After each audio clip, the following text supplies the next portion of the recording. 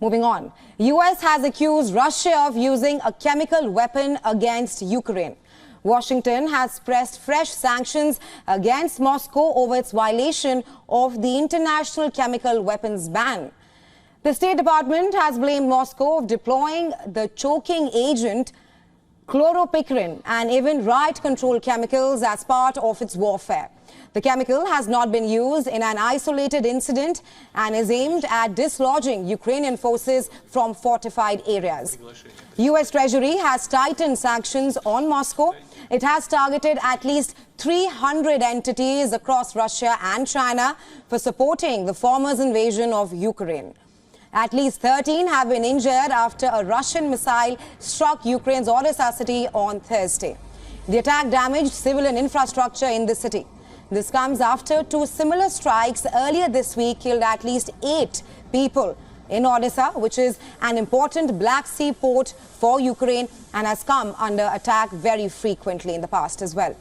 Ukrainian artillery continues to run low on ammunition. The Eastern Artillery has said that they are short on shells and they are awaiting US aid.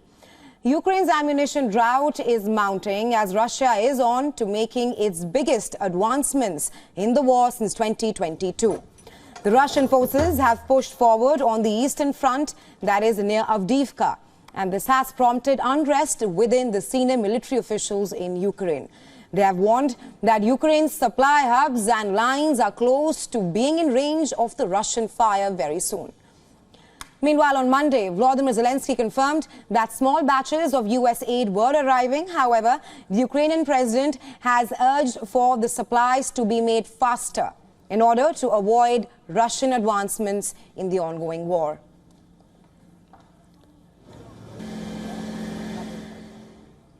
Now, the US State Department has hinted that Russian troops used the banned chemical substance chloropicrine against the armed forces of Ukraine. Washington is claiming that Moscow now stands in violation of the Convention on the Prohibition of Chemical Weapons. As allegations and counter-allegations galore, let's find out more about this banned chemical agent. Well, now, chloropicrine is listed as a banned choking agent by the Hague, based organization for the prohibition of chemical weapons. Now, the colorless to faintly yellow oily liquid is generally used as chemical warfare agent. It's used in agriculture as a soil fumigant. It has also been used as a chemical warfare agent and a riot control agent.